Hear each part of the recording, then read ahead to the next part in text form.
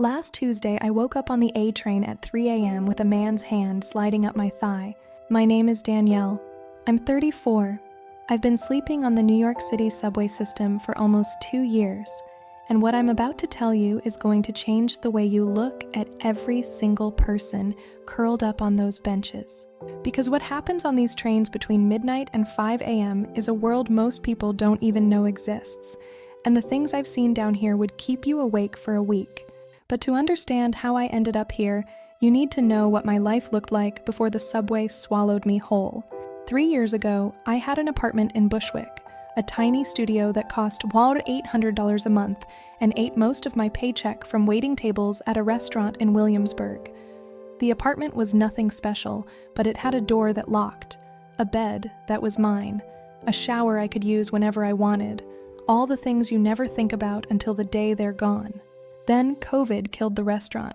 I burned through my savings in 4 months, applied for unemployment, got denied twice over some paperwork issue nobody could explain to me. My landlord gave me 2 months of grace, then started eviction proceedings.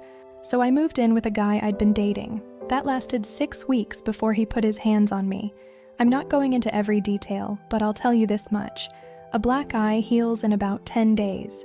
The feeling of standing on a sidewalk at 11 p.m. with a garbage bag full of clothes and literally 0 places to go, that feeling never heals. Everyone says the same thing. Go to a shelter. They say it like it's ordering a pizza. Just go to a shelter, problem solved. Okay, let me tell you what a New York City shelter actually looks like. The intake process takes 8 to 14 hours. You sit under fluorescent lights that never shut off, surrounded by people screaming, crying, rocking back and forth. They pat you down, dig through your bags, then assign you to a facility 2 boroughs away from anything you know. I got placed in a women's shelter in the Bronx, stayed 11 days. In those 11 days, my bag got stolen twice, a woman pulled a razor on me over a blanket, and a male staff member who was supposed to keep us safe told me he could arrange a private room if I was nice to him.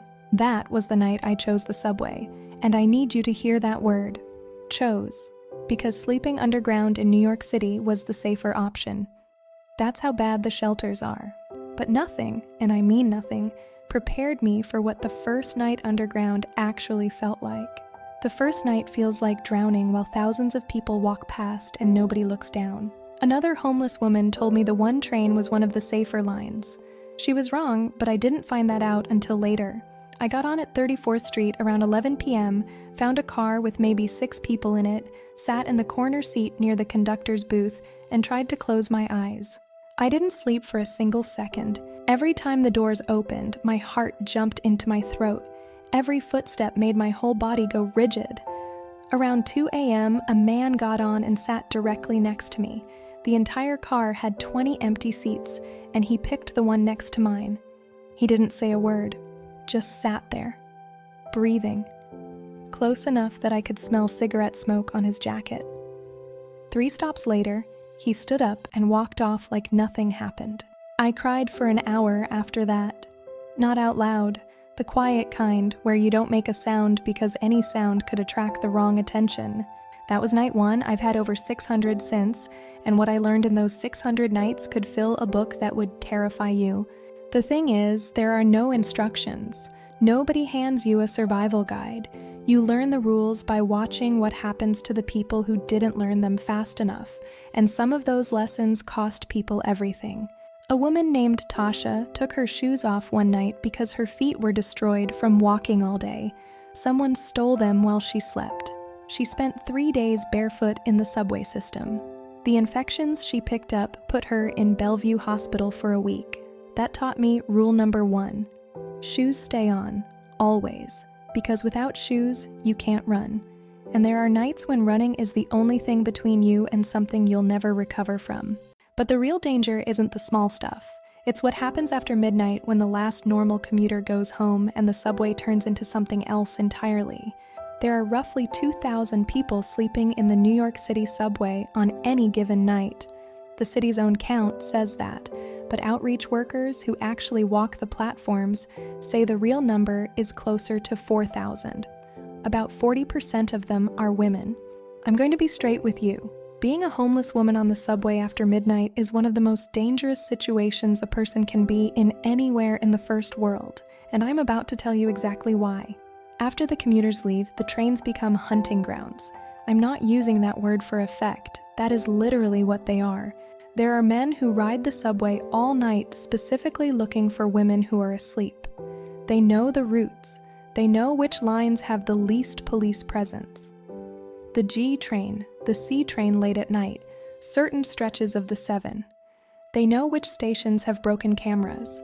They know that a homeless woman is the least likely person in this entire city to walk into a police precinct and file a report.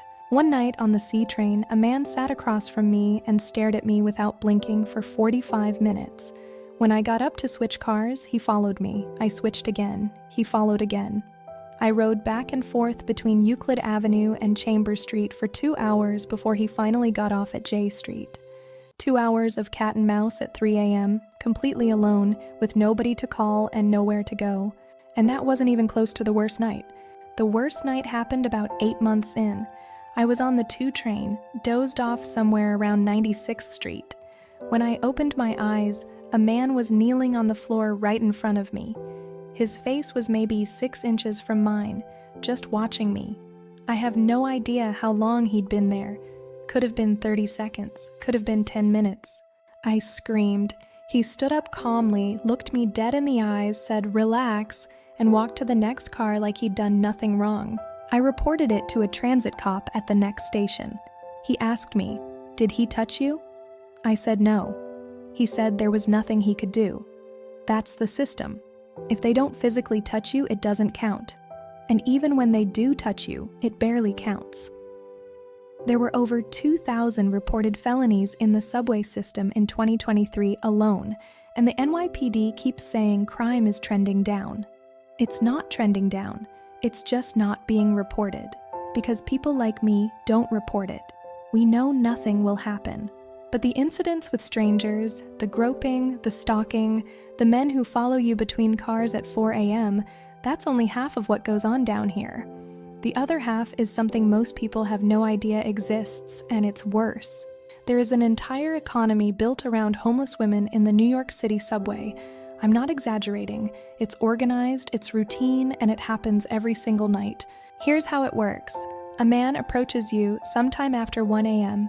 He's clean, he's friendly.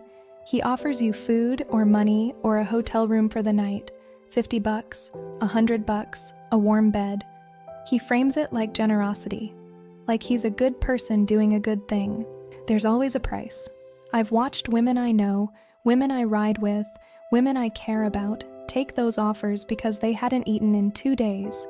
Because it was February, the wind chill was -10, their fingers were cracked and bleeding, and the idea of one night in a warm room outweighed every alarm bell going off in their heads.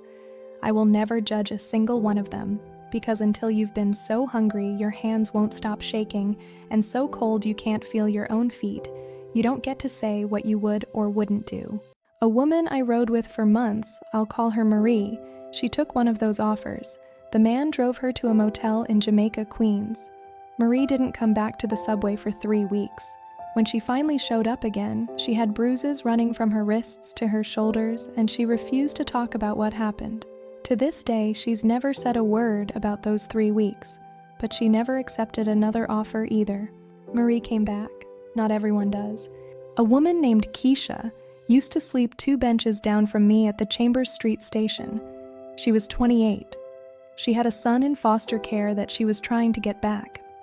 One night last March, she left with a man who'd been coming around the station for about a week, buying coffee for people, acting like a saint. I haven't seen Keisha since. That was 14 months ago. I filed a missing persons report with the NYPD. They said they'd look into it. Nobody has called me back. Nobody has followed up. A 28-year-old woman with a child disappeared from a subway station in Lower Manhattan, and as far as I can tell, not one detective has spent a single hour looking for her. That's when I stopped seeing this as bad luck. That's when I realized the system isn't broken. It's built this way, and what the city does with its money proves it. New York City spends $4 billion a year on homelessness. $4 billion with a B. When I first heard that number, I almost laughed. because I sleep on a metal bench with a box cutter in my hand, and I have never seen a single dollar of that money help me or anyone I know. The average cost per homeless person in the shelter system is about $60,000 a year, $60,000 per person. You could rent a one-bedroom apartment in most of Brooklyn for less than that. So where does the money actually go? Administrative overhead, private contractors who run the shelters, security companies, consulting firms, bureaucrats who've never spent 5 minutes outside after dark. The city doesn't want to end homelessness. The city wants to manage it. There's a difference, and it's the difference between giving someone a home and giving them a flyer. Mayor Adams announced a plan to clear homeless people from the subway in late 2022. I was there for it. NYPD rolled through our cars at 3 a.m. with outreach workers. They woke everyone up, told us we had to leave, handed us flyers for the same shelters we'd already been to, and confiscated belongings from anyone who moved too slow. They did this for about 4 days. The news cameras showed up, the mayor declared progress, and within a week, every single one of us was back on the trains because there was literally nowhere else to go. People love asking me why I don't just get a job. This is my all-time favorite question. Like the thought never crossed my mind. You need an address to get hired. You need ID to get an address. You need money to get ID. You need a job to get money. It's a perfect circle of nothing, and every agency you call sends you to a different agency that sends you back to the first one. But I'm fighting it. I connected with an outreach organization 6 months ago. They're helping me replace my documents. I'm on a waiting list for transitional housing. The estimated wait time, 6 to 18 months. So for now, I'm still underground. And every night, the routine is exactly the same. I sleep with a box cutter in my right hand, every single night. I'm not proud of it, but I'm alive because of it. I've had to show it twice, never used it. Showing it was enough. The first time, a man grabbed my ankle at the 14th Street station and started dragging me off the bench. The second time, 2 men boxed me into a stairwell at Fulton Street, and one of them asked how much. I pulled out the blade, and they backed off. Just like that. Like it was a transaction that didn't go through and they'd try the next person. I also travel in a group whenever I can. There are about 8 of us who know each other. Mostly women. A couple of older men who are decent people and who look out for us. We've developed a system. If someone touches their ear, there's a threat nearby. If someone stands up fast, we move cars. If a new person shows up, we watch them for a few nights before anyone speaks to them. We've lost people from the group. 2 women got housing and made it out.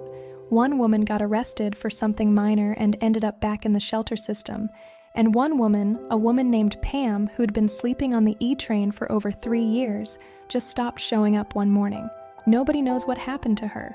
Nobody filed a report. Because when you're homeless, people disappear and the city doesn't blink. This is what survival looks like. It's not inspirational. There's no soundtrack. There's no redemption arc halfway through. It's paranoia that never shuts off. 20-minute sleep bursts, where your body jolts awake at the slightest sound. Washing your face in a McDonald's bathroom every morning, trying to make yourself look like someone who didn't just survive another night underground. And then doing it all over again when the sun goes down. Right now, tonight, while you're watching this from your bed or your couch or your kitchen, there's a woman on the 2 train pretending to be asleep. She's listening to footsteps getting closer. She's gripping something sharp under her jacket.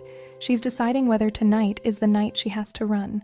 You walked past her this morning on your commute. You'll walk past her again tomorrow.